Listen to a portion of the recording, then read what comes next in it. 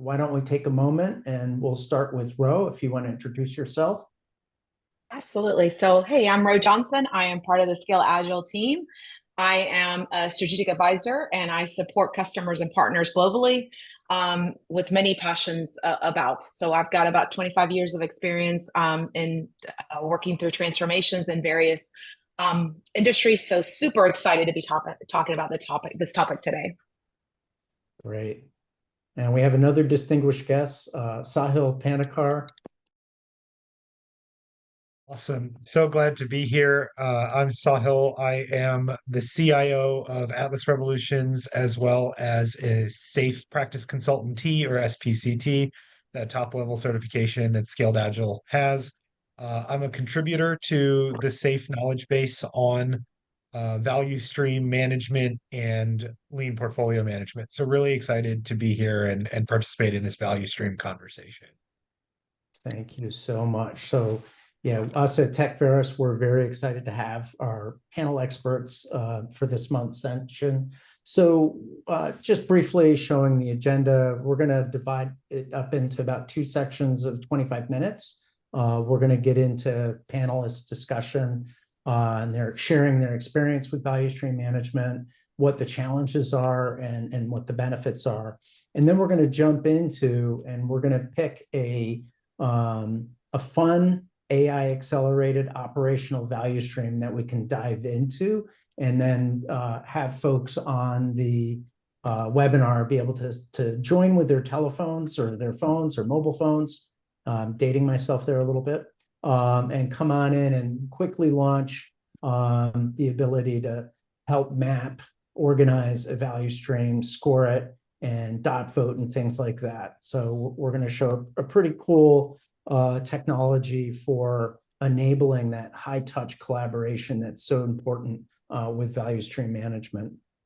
So just as we get started, I'll kind of put up this slide as a backdrop to our discussion and get the discussion kicked off. So, let's start with Ro. Ro, maybe if you could take us through and talk maybe what one of your earliest successes were with value stream management. So, it seems like in today's world, it seems like this value stream management has come about pretty like as a new topic. But back in the day, and I'm definitely aging myself for sure, but I worked at IBM for 21 years and led a lot of transformation there, from a global optimization, resources, all those things that we did back in the early 2000s and mid 2000s, really trying to optimize our flow of value to our customers, but at the same time, think about the operational excellence component. So back in the day, we did a lot of Visio mapping, but it was really around value streams, right? It was really understanding how could we help our customers to get the product quicker? How could we achieve operational excellence through minimizing the waste that we had in our system, which we had a lot back then. But then also, one of the things that came about that work that we did was the employee experience, because we knew that we wanted to match the employee experience to our customer experience, and yes, reduce operational excellence. So back in the day, we did a lot of value stream identification and mapping at that moment, and really try to understand what's our opportunity to cash, or what's our value stream that we were trying to enable from our customers' perspective, and then work through backwards to really optimize the flow of value that we were delivering to our customer. So it was a black belt or Six Sigma work that we did back in the day, but it's really evolved to something bigger. At least at that moment, I didn't really see that we were connecting the dots between the two. It was more about black belt Six Sigma. And then as I evolved my journey in the Agile space, I realized, hey, we weren't really just doing black belt Six Sigma work back then. We were really thinking about the customer centricity, which I have to point out, Sahil's background, his head is right in the middle of everything, which is where our heads should be, around our customer centricity. So that's my first experience, and I'm very passionate about it. Yeah, I, in my GE days, we would fly in, I would go out with the audit teams around the world, and we would fill a room with the wide format printers, and there would just be these rolls of videos, and then we put stickies on them. And I joke with people, like the agile, lean agile movement really started with the 3M sticky, right? Because you had to fit something on a sticky and tag things and collaborate. So I can very much relate to your experience. And we didn't call it value stream mapping, but it really was process flow leading to how do you get value through a process, and where are your opportunities to improve, and you had to do that in a collaborative way. So that's really awesome. Kind of reminds me of that experience I had, Ro. So thanks for sharing that. Sahil, you're, just kind of turning it over to you. What were some of your earliest experiences with value stream mapping or value stream management? Yeah, so I mean, I was resonating so much with everything you guys were saying, because I think the first time that I ever really encountered what I would consider value stream mapping was not in the context of value stream, right? We didn't have those words at that time, but it was about collaboration. There was a group I was in a medical technology company where we were building some cyber physical system, and uh, it was just really hard, right? There was a lot of really smart people that worked for that company, and everyone was kind of doing their part really well, but we started to see just there were a lot of handoff delays, and there was a lot of when we were planning for the software component, for example, we had no real insight into the hardware delivery times. We just kind of were given a schedule and told this is when you should expect to get the components, and then there was no real check-in, and then the day would show up and we would see whether or not there was a shipment on our door. And so this leader kind of said, it would be really nice if we could kind of see the whole process laid out up front, and maybe even get everybody in the same room to look at some of these commitments that we're making. And man, it was so powerful for that organization. And then it was probably just 4 months later that I first read Lean Product and Process Development, where they started, Dr. Ward started talking about value streams and operational value streams and development value streams. And I was like, man, where was this 6 months ago? So it was amazing, because that company was able to cut their delivery time by almost 60% just by having the conversation about collaboration, which was really value-oriented flow. Absolutely. And I see we got a hand raised. Nasser, did you have a question? And we're leveraging the Q&A. There is a chat as well. But from a Zoom webinar standpoint, we usually try to get folks to use the Q&A so we can get out a transcript of that. So if you have a question, feel free to go right ahead and put that into the Q&A, and we'll make sure that we leave space to have anyone questions, or if you have feedback or a similar experience, we'd love to hear from you. So thinking back, maybe back to you, Ro, can you think of like one of those aha moments? I've had so many of them in my value stream journey where, an executive or different people in the organization might have been like resistant. And then when you get them to actually go through the exercise, they walk out with some real aha moments. Do you maybe have one of the top, one or two that come to mind for you? Yeah. And, it's kind of funny because I had an aha moment back in I had many aha moments, obviously, like you said, but I had one big aha moment with a senior leadership team and executive team in the healthcare area, a supply chain. Back in the day, we had invited them to come, and I think I told you this in last week, but we were trying to map this supply chain experience, and what we were realizing is that we didn't have the right people in the room at that moment in time. So we were in Scottsdale, working for a pretty big, relatively company. It's over 100,000 people, and we were trying to map out this flow. And so we're coming in and we're doing value stream. We walked them through, and one of the leaders stands up. He goes, "I don't think we have the right people in the room." And I'm like, "Who do we need?" And he goes, "1 minute." He goes out in the hallway and he starts pulling, people into the room saying, "Hey, we need you. I think we're going to have a customer journey that is evolved." He started speaking the speak that we had introduced him to only about an hour and a half ago. And what we realized is that, yes, we were doing value stream identification, but at the same time, he was being thoughtful about the journeys around the value stream, right? So it was a distributor relationship. It was a business to business relationship, as a B2C relationship. We had various relationships that we did. We had supplier space. So he knew that he didn't have the right mindset around what that would look like. So he pulled in his, his distributor one, like B2B, and said, I need for you to be here at least for the next 2 hours or so. And he just pulled him right in and we started engaging. But one thing that came out of that is we were having these awesome interactions around the complexities that we saw, and we weren't really focused on the customer journeys of those around the value stream that we were trying to develop and evolve. And then what are our customer needs? We were putting them all into a pile when we really should have thought about a little bit more intentionally around the customer journeys that we were trying to create and make sure that we had those in mind. So a lot of opportunity to collaborate across the team in those 2 days that we spent doing this, and then much more so even after when we walked out of that room.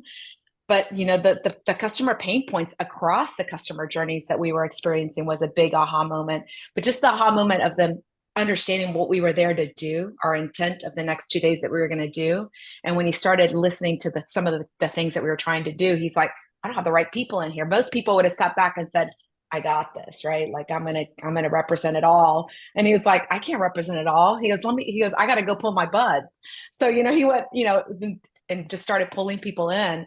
So, and I've seen that now time and time again, even in a virtual scenario. We were working with transportation about a month and a half ago, and same thing, we just didn't have the right people in the room. How do we pull the people right in that understand those customer journeys that can be impactful while we're doing this? That's essential to me. It's really understanding who needs to be in the room in order to have that initial view of it's, let's take a look at it, and then we can get more intense with it. But at first, do we have the right pieces? Do we have the right, what I call pots that we need to work on? And then let's evolve that journey forward. That piece alone, to me, I think people skip that step. And Sahil, I know that you're probably looking at me going, yes, they skip that step. They want to get to the end.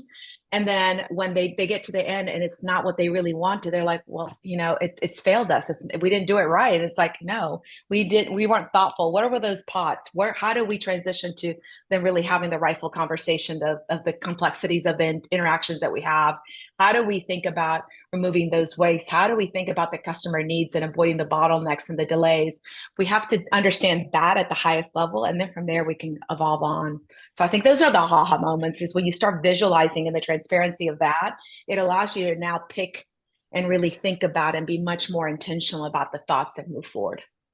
And that is so cool and so fascinating. It's like a lot of times when we think in isolation, I think there's the misconception in management and in a lot of ways, Western culture, where we have to have all the answers.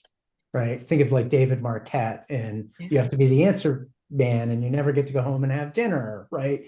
But it's that diverse thinking, that divergent thinking that doesn't have to be managed. If you bring people together, they will figure out, they will create the collaborations. Just as leaders, we need to give them that space. And, when you mention customer journey and value flow, with our years of doing this and building a tool to help do this, it's, you have a customer journey, and then you have sort of, we could all relate to being put on hold, having to explain everything and identify our account numbers. And then you get through the explanation, and then you're handed off to some other department, and then you have to repeat everything at the end. And then, after you finally get through and, get through the second or third call, you get this 25 question survey, right? And it's like, and the questions are asked in a way that boxes you into something driving metrics within the organization that they want to be able to, within a certain functional group, say, hey, in the call center, we did this and we're successful, right? But we think of that as, why should these be different, right? Our talent, our knowledge workers, well, they're a customer as well, right? So what I love about lean and design thinking is, if we treat the customer journey and the knowledge worker journey in the same feedback loop, in the same system, how do we blend these, not from a hierarchical or a handoff across different, if we organize by function instead of organize by value, we never have those aha moments. We never have those collaborations. So just maybe turning it back over to Sahil, can you maybe think of the one big aha moment coming out of, an early or maybe one of the greatest aha moments coming out of a value stream workshop for you? I love this question because I have told this story a couple times before, and it has shaped everything about the way I approach value stream management and value stream mapping now. It was a little bit earlier in my sort of scaled agile career. I was working with an energy company, an oil and gas company that you've gone to their gas stations before. They're a Fortune 10 company. Um, and so we were trying to do a value stream identification, and we came in and they had done a bunch of pre-work and they had said, we know what our value is. Our value is in reducing the cost of a barrel of oil. And because I trusted my client at the time, I said, all right, let's go. Right. And we started mapping out this workflow for getting to a barrel of oil. And we're about 3 hours into the workshop, and I realized that just looking ahead, we're not going to end up in a place where they want to be, right? The flow that they were creating, the collaborations they were describing, I could just tell, right? This was moving in the wrong direction. So I called a halt to the workshop and I kind of explained my concerns. And I said, I don't think we're having the right conversation about value, because you guys took the word value and you took that to mean like dollar value or financial outcome, and that's how you're measuring it, is right, how much can we sell a barrel of oil for. um but that's not what we mean when we talk about organizing around value. We're not talking about organizing around cost or profit. And so we re-baselined, and this was the aha moment for me, was value is not in the money. Value is in the benefit you offer to your customer, right? That or end user. But if we can frame the conversation not around, how much money is it going to cost me to produce this barrel of oil, but what is the actual benefit? And for them, it was extracting oil from the ground, right? If we need to go from identifying a site to dig and construct a well to removing that oil from the ground, suddenly we're having the right conversation about organizational collaboration, about we need facilities, we need legal, we need engineers, we need drilling operations. And wow, the value stream that we came out with was so cool. And so now any value stream conversation I start begins with, what value are we actually creating? Right. And so that to me was the biggest aha moment, was we need to align on what is the actual benefit that we are offering to our customers or end users. And are we all in agreement that that is a real worthwhile thing to organize around? And it has led to some very, very powerful outcomes. I love that. I think it's like, why are we here? I've seen engineers in Hyderabad collaborating with quality assurance people in Ireland, and they're so far removed from the customer and what brings value to the customer that they might be working on 3,000 lines of code, and it's they're chopping down the trees in the forest and they realize they're in the wrong forest, because the customer could say, no, I meant this. And that's just we get removed. We have these layers, right, of confusion, and you just getting a group of people to agree on what the value is that we're trying to achieve. I've had rooms of leaders and executives and even horizontal team contributors. They're like, well, our goal is to make more money, right? Or our goal is to reduce our call center volume, so our MBOs go up and we get bonuses. And it's no, if you put the customer that's calling into the call center first, organize around how to get them in and out and share it. They don't have to repeat things, anticipate their needs. have the authority to make a decision to close the transaction. I have to go back to management.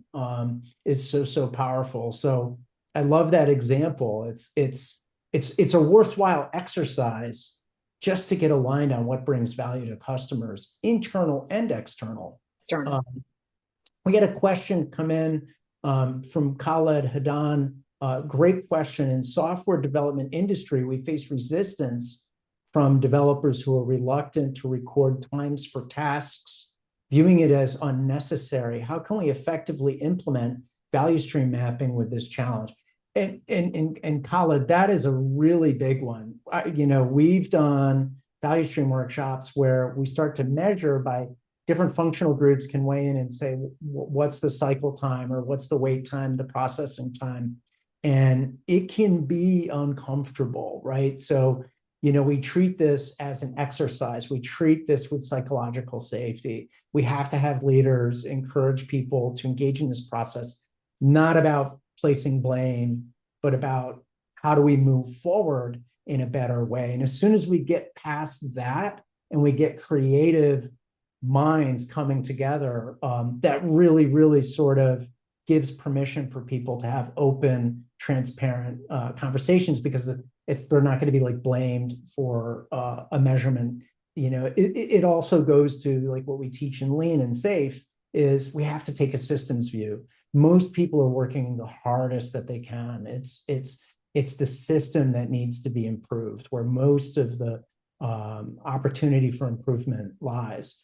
And then I just to respond, and I put it in the Q&A, is there are a lot of value stream tools out there that seek to instrument, the repos and the Jenkins and suck in all the data and then push out measurements of developer performance and with skipping right past all the collaboration. And that's not, we fundamentally believe when Jones and Womack first talked about it, it was about getting people to come together and collaborate.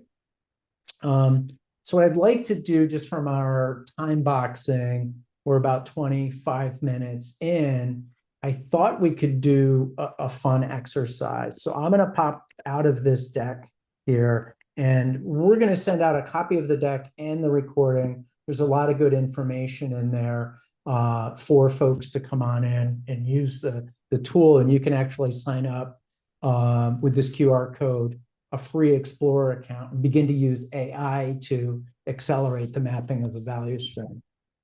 So am I still sharing my screen? Everybody sees? Yes. I'm in a tool called nVeris. It's a tool that we've developed. We're now a Scaled Agile framework platform partner. And I'm just going to get us right into it, guys, really quickly here. So AI shouldn't replace the collaboration.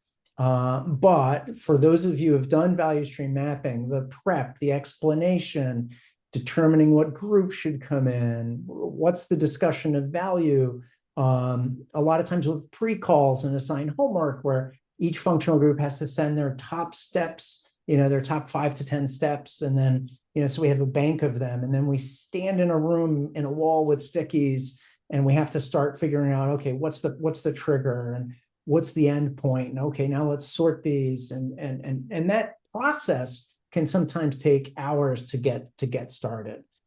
So we're going to leverage AI and nVeris AI to give us an example. If somebody wants to put a value stream they're interested in seeing, an operational value stream, you can go ahead and put it right into the Q&A. I have a couple of canned ones here. Tomorrow is the start here in the US of the NFL draft. So I have one that I'll start, and I'll just go ahead and say, and you can see like developing a user requested ERP system enhancement for a global manufacturing company, launching a satellite into geostationary orbit on a private reusable rocket. Any of these types of things are good starters for the discussion. But I'm going to go ahead and, let's actually get the capitalized in case the AI picks up the proper noun branding. And then the value would be is drafting a player of need. So hopefully this is relatable to most folks. And the cost of failure here is so low because we could just discard it and start over. So this is a great way to gamify and get people out of their, if they're feeling playing it close to the vest and they don't want to share this within their organization, we see really great results, and people start being like, wow, that's our process. So we've got identifying needs for the NFL draft, conduct needs analysis for the team, and the AI probably came close here. That would be the scouting department. Identify potential draft picks, scouting department. Rank and prioritize draft picks, scouting department. Create a draft strategy and target specific players. That's coming in from the coaching staff. Secure draft pick through trades or negotiations. That'd be the management team. And then draft the player based on team needs. And what the AI will do is it says, hey, we've mapped out the NFL draft process for your team. Do you want to add scouting combine evaluation step? So the AI is smart enough to go out there and see there's a lot of data around, going to the NFL. And that's where, for folks that aren't familiar with American football, that's where there'll be a combine where all the players come and they see how fast they can run the 40-yard dash and how high they can jump and how much they can bench press. And we might have player physical. So it's giving suggestions because it wants to let you choose how detailed you want to get. So certainly having a physical and medical assessment is of value. And so we'll go ahead and let the AI chat that in. And let's see, the medical assessment, that seems like to be in a pretty good place. And then you could make your own chat, say maybe add a step to meet the family. I was just reading from my team, who's doing very poorly, so I hope they do well in the draft. They spend a lot of time meeting the family. If anybody watched the movie about Michael Jordan, Nike, they went and met with the mom. That's important if you want to secure a player to your college program or to your pro team. So it went to meeting the family. So that looks pretty good. And so what we can do now is let's just go right in and say, refine the map. So we're going to go out of the AI chat. And now we've got a canvas where we can begin to modify or edit the map. And to really amplify the collaboration capability, I'm going to go ahead and put up a QR code. So I'll invite folks, including panelists, to just come on in and open that up with your cameras. And I'll jump in as well. And if you have knowledge about drafting in team sports, you can go right ahead and add your own steps pretty easily. So if everybody got a chance on the call, I'll go ahead and close the QR code. And so if you want to add a step in between any steps, you can do so just like that. And if you feel like a step is maybe out of the right order, you can go ahead and do that. So you could just grab it and change the order. So maybe just, a couple of people, if you want to throw something in there, I'll put one in and I'll do it from my phone. And I'll go ahead. I'll add a step way up front, run data analysis for past years performance. A lot of data. You see AWS and Google talking about it. There's pro player performance. There's a few of them where the actual teams can subscribe to these big databases that analyze every single play with a GPS and accelerometers built into the players. They know how fast they run, and you could get a relative rank order of every position player on your team, and that might go into the drafting for need. So I'll put this into the data analysis team, and you can even identify the tool that you're using.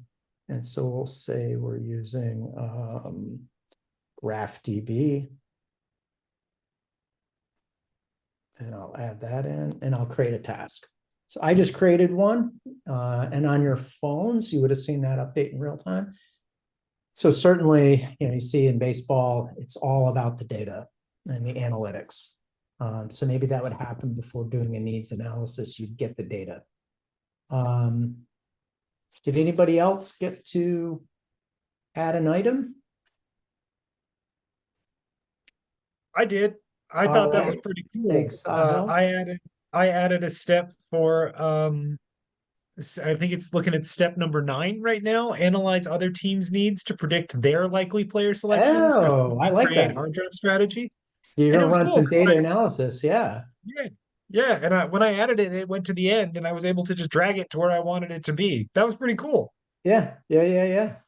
And now, since I added the graph DB, that's now in this particular customer's data set. So you can look at your data by functional group or by system or tool. So I'll go ahead and update that just as an example for the group.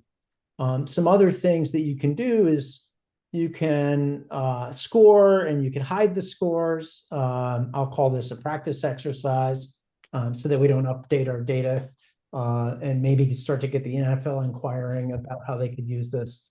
But you could set things like demand rate. So a typical team drafts maybe about 9 players a year. So I could say every 1 year. And you could put in here, and I have some knowledge as a football fan. You might have a team of about 25 to 30. I'll just put 30 in the draft and scouting departments. And teams might be paying, in the order of about $5 million a year to run that. And so this gives us our cost per unit, a $5 million cost, 30 people. So for every successful draftee, you can get a unit cost on that.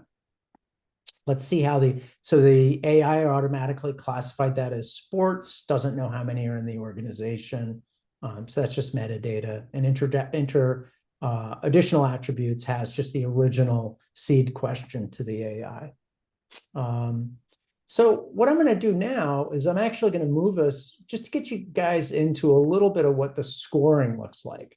So when we think of traditional value stream mapping, and you're doing it on a wall of stickies, and then, for anybody who can relate to this, Ro or Sahil, 4 years ago, we'd run these workshops over a couple of days, 4-hour sessions, and the data would have to get it into a spreadsheet. We couldn't have an aha moment live right in the session. We'd have to go look at all the stickies, but to sum that up and aggregate it, let alone differentiate it and show a divergence by which 2 functional groups are the most diverse, that was just really impossible to do in a live session.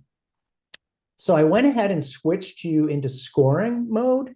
And so start scoring, and just for make-believe, just pick one of the functional groups, because this lets us see the divergent thinking, right? Maybe the scouting department has a real high opinion of their metrics, of their steps, but maybe somebody in the coaching staff might be far removed from that. And this is not to call out people, but it's to really kind of drive those honest data-driven discussions, right, and collaborations. So I'll go through, and I'm going to identify myself as a member of the data analysis team, spent a lot of time in big data and BI. And so then I'll go through and score the steps of just make-believe numbers here to speed us up. And then for those of you that are new, is your wait time is the delay time between steps.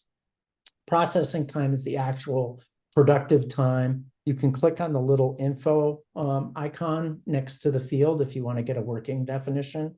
And then percent and complete and accurate is what percentage of the time does work flow through this step without having to have any rework.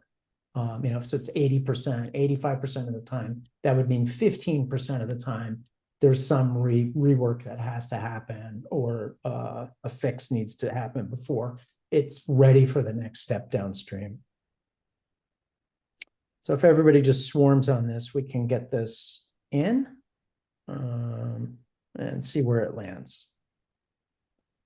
So let's go ahead.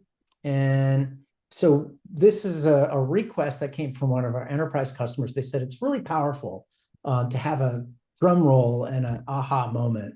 So we keep the scores hidden, not to bias anybody. Think of it almost like a planning poker. Don't, let's everybody throw down the card all at once. So we're going to go ahead and we'll reveal the scores. And so we see we've got 65 days of total flow time, with 57 of those days being wait time. So it's a pretty low flow efficiency, not the worst that we've seen. Actual processing time is 7.7 days. So the ratio of the total flow time, or 7.7 days divided by the 65.6 days, gives us a flow efficiency of 12%. And we have a cumulative rolled CNA, meaning 1% of the time, something flows all the way through complete and accurate without having to be touched for rework. Not untypical of a real client's operational value stream, for sure. But the power now becomes, what are the steps where we think the greatest opportunity is for improvement? And if we think of enablement budgets, or how much money you have, we're always in that struggle of, we only have enough budget to get the work done, that next commercial opportunity, right? And what this aspect of value stream really helps with is it helps make a business case for investing in continuous improvement. It also, I like to say helps invert the Conway maneuver. Like, if we're not organized for value and we're organized by our communications lines in the company or our org structures, we inevitably create architectures and systems that mimic, the structure of the organization, not the customer's journey. So being able to enable collaboratively is very powerful. So we've added an enablement, dot voting for enablement. So we'll go ahead and give everybody, let's give them 4 votes. And you can, so enablement would mean if you had, say, X number of dollars to invest, a limited constrained budget for improvement, which steps would you improve? And if you had a certain amount of budget to go and learn more, do more research, maybe Gemba walk, visit a customer location about a particular step, you could apply a learn more vote. And so I'm going to put everybody into dot voting mode. And now you should see a refresh on your screen, on your phone. And then we'll go ahead and apply dot voting. So just to give you a little taste of this, and I'll click on some, and I really want to work on that, identifying the potential draft picks. And you could weight your vote towards the thing that you want to improve the most. So you could even give it more votes. And then I think a lot of times, as a football fan, we recruit somebody and they get injured in their first year. So there might be hidden medical underlying issues going on with that player. So that's a big one. My team, the New York Giants, has led the league in injuries for like the last decade. So I think I would want to put limited improvement towards that. So I'm going to add all my votes right for that. All right. So hopefully that helps. We get a heat map, and then we can actually go into an enablement session. And then once we're done, we can set a baseline. And simply what that means is we can come back to this as a group and rescore it, and record what enablements were applied. And we factor our input cost and our output cost with, if we make a 10% improvement in the flow efficiency or a 10% improvement in our complete and accurate, we can monetize that by the opportunity cost based on the unit value and the cost of operating the value stream. So what I'll do is I'll just exit out of this mode and I'll jump back out, and Devin has some examples that we can look at that are canned. Yeah, Brian, the divergence chart for that value stream is ready to go too. So for for the that one itself? draft one, yep. Okay. So let me go back into the NFL draft process. And what I'm going to show here, and this becomes pretty powerful, is we want to incorporate divergent thinking in our workshop. So what this tells us is the coaching staff had the least favorable score for people who identified coming and scoring as a member of this coaching function, of the quality of the data analysis for past year's performance. And the group that had the most favorable was the scouting department, right? And we might ask, well, what does this do for us? In practicality, when I'm facilitating value streams, I like to get the groups with the most divergent thinking to come together. And so we might form a breakout group for the coaching staff and the scouting department to come up with ideas, to come up with enablers that they believe would move the needle or solve that challenge. It also lets you see over different adapt cycles, how close are we getting to applying the improvements? This is not a once and done. We want to do this every quarter or every 6 months. And the cool thing about this is, once you've done this a few times, it's very quick. A team can rescore a value stream. For example, if you're using SAFe, right before you come into your inspect and adapt workshop, you could already have your value stream rescore and state what enablers were applied. So just any questions coming in on the chat. I see Ramya. We have some key initiatives that are cross-cutting multiple arts. We're thinking of some restructuring art ideas and any practical guidance, expertise on restructuring the cumbersome arts.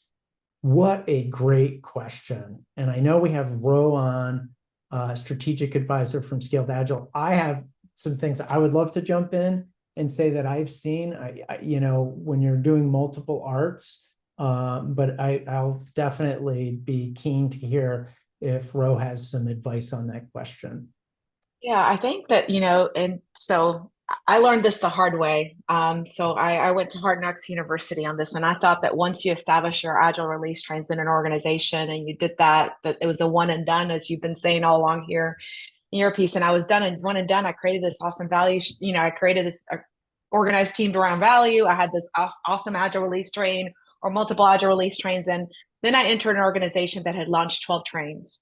We realized as we were working through it and we were coaching at an enterprise level, these agile release trains and the RTEs and Scrum Masters ultimately across the organization, that they were not organized around the alley. They were organized around the silos that were original part of the organizational, right? So you had pharma, you had surgical, you had all these different, the silos that are, the business areas that they were part of. So one by one, we started kind of doing back in the day, and I'm just going to date myself because we didn't have a lot of there's so much wealth information on the platform now around assessing your agile release train. How are you doing? What are those metrics? How do you optimize the flow? Or do you really have good flow metrics that really, let you visualize how is that train doing? And we didn't have all these things. So we started pulling some synergies and some standards across. And what we realized, we weren't organized around value. So one by one, we started taking every train down and assessing and seeing if we had organized around value. And what we found out is that our business had changed, the dynamics of what we started back. And it wasn't that those 12 trains were launched incorrectly initially. It's just at that moment in time when those trains were launched over 2 or 3 years, they were launched to meet the needs of that business, about that customer, all those things. But as we evolved, things shifted, right? And this was back in right before COVID. The dynamics had changed over the years. So we started taking one by one and realizing that we could actually take some of the people from honor and put them onto another, really building. So then the whole shared services thing came about, team topologies came about. So we started like really like the learning journey that we had been as enterprise agile coach, RTE scrum masters or team coaches. We started to think, no, we can organize better. We can optimize the flow. Do you see how much time we have to wait to get marketing out, or to get deliverables out, or to get education out? So the things that you were showing about 20 minutes ago, I was thinking, you know, when you manufacture a product all the way to delivering the customer, think about that. How do you deliver that value? Do you need marketing there engaged? Do you need communications engaged? Do you need education deliverables to tell your customer on how to access your product and how to use your product? All those things should be part of your agile release stream. So what we found out is we changed the dynamics. We took these 12 trains down, we brought them back up into 10 trains, and we were doing so much better metrics. Why? We kind of had a base where we were. That was our base, that was our beginning. And then we began the new journey with the new trains. It took time. There was a lot of organizational change management from our leadership when we had to go and deliver the message that said, hey, we're going to try this out. We think that these 2 trains really should be 1 train. We created it at a moment, and we think that we can organize better. Or we created these 4 trains, and really they should be, you know. So we started having these rightful conversations, and they said, where do you want to start? We want to start the one with the most customer impact, because we want to make sure that we address that one. So let's go with that one. Okay, great, go do it. We had resistance. I wish I could tell you, right? But that we had resistance, but we started kind of turning them out. So what I would suggest is that's exactly what you do. Where is that area where you're seeing those metrics, or you're seeing the performance slowing down and your customer is not getting the value that they need quickly enough? And then think about taking a group of people, right? Some good thought leaders across those spaces, and have a session around what's our current flow? How do we get from the time something comes into the funnel as a thing that we need to do, whether it's your portfolio, whatever it may be, once we have an idea and that we want to run it through our agile release train or agile release trains, how long does it take us to get that idea in, scrub it, make it look good, put it into implementation mode, and then do the work? How long does it take us to then have that thing to the customer that they want? And then from there, back it up and see, where are your pockets of improvements that you can do? Do you have the right people in order to make that happen? Or are you constantly dragging people from other areas in order to do that? And to me, that starts to build that saying, oh, we need marketing. Oh, we need this. Oh, we need that. And then now is where your organizational change management component comes in, and everything, where you're having to have those rightful discussions with leadership around, organizational structure. No, it's about how do we organize around value? Like, hey, I need Brian and I need Millie. Here's what we're working on, and this is why I need them. And then having those rightful discussions and say, yeah, okay, I get it. Let's go do it. And then formalize a plan on how you're going to do that. The communication is the biggest piece of this. You can't just shut a room out, do it, and then start doing it and expect for people to say, oh, this is a phenomenal idea. No, the communication component and the change resistance has to be addressed in order for that to be successful. So that would be my feedback. And that's a really great point. And we see by teams and value streams coming together and looking at their value stream, it's almost like, there's team topology, right? The great work by Skelton and Peace, but it's almost like team morphology. Like, leaders just create the space, and the teams in the arts will come up with their own morphology of their team structures and even their art structures based on it's the great equalizer. If you put yourself in the shoes of the customer, that's often going to be the tiebreaker, right? On a decision, right?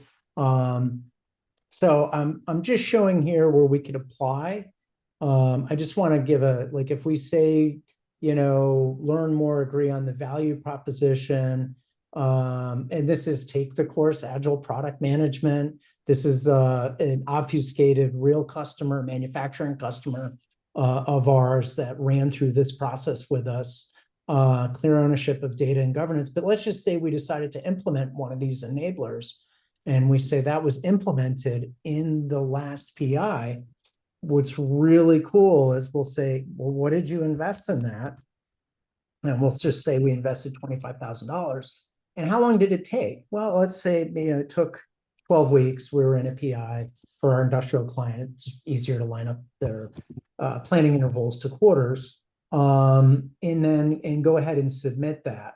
And the kind of thing, I'm a little hesitant to jump into this dashboard but the kind of thing that it does is it shows you the enablement ROI. And this is just like the features we work on. Our enablers need a benefit hypothesis, right? And so when we do identify an enabler, we want to have a benefit hypothesis. We want to eat the cooking that we're cooking. And, when we say we want to have a flow-based system, is to apply our enablement. And then when you can go back to leadership and correlate improved value stream metrics with your gradual incremental, right? Kaizen is continuous incremental improvement. It's not improving everything all at once. What happens is we find is you then are making that ROI case for getting more investment. So we got a few minutes in our time box, but I want to put up a real world customer, one of the leading global mobile device management platforms in the world, publicly traded company. This was an assessment prior to launching 4 Agile release trains, and then their cycle time. So their cycle time went from 33 days to get a feature into production to 13 days. And their delivery rate went from 52% on-time delivery to over 82% in the span of a little under a year. And you can see like the time that features sat in queue dramatically dropped, and their defect rate dramatically, significantly improved. And I love this quote. Their CEO said, "We're delivering functionality faster and more predictably than ever before." But their R&D executive had to remind their CEO, yeah, and what we're delivering is now prioritized across all these diverse stakeholders based on what brings the highest customer value. That's a real success story of why do we want to do value stream management? Why do we want to organize around the customer journey and align our internal journey to get that work done? So we didn't have time to get to Khaled. It looks like your value stream, but you are signed up. We're going to get you in there. You could use the tool at no cost. Everybody in the webinar can use the tool at no cost. Let me get back to the QR code. This will take you in. We're keeping the Explorers account a no-cost account, so you can get in there, have fun with it, and we're going to be adding more features to it. Right now, it doesn't let you do collaboration sessions, but we're in talks of having you can collaborate with groups up to about 10 to capture and use the mobile QR code feature that we showed you. Thank you so much. Khaled, I will send you a value stream for what you're talking about, the development value stream. And I want to thank everybody, especially our panelists, Ro and Sahil. Thank you for sharing your experience. And we'll make sure you get a copy of the slide deck and the recording. And please share the next webinar. It's next month, same time, last Wednesday of the month. And we look forward to seeing you on a future session where we'll have new guest speakers. So thanks, everybody. Thank you. Thank you so much for having us. Thank you so much for having us. Absolutely. Thank you. Thank you. All right. Well, thanks, everybody. I'll go ahead and end the webinar, and we'll get a link out for the recording and the information to all the participants. Bye, everyone. Have a great rest of your day.